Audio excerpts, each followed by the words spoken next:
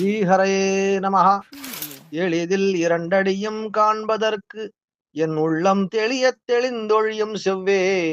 களியில் பொருந்தாதவனை பொருளுற்று அறியாயிருந்தான் திருநாமம் எண்மர் 11 ஈரருவர் ஓரிருவர் வண்ண மலரேந்தி வைகளும் நன்னி ஒரு மாலையால் பரவி ஓவாது எப்போதும் திருமாலை கைதொழுவார் சென்றால் குடையாம், இருந்தால் சிங்காசனமாம், நின்றால் மரவடியாம், நீள்கடலுள் என்றும் புனையாம், மணி விளக்காம், பூம்பட்டாம், புல்குமணையாம், திருமார்க்கு அரவு.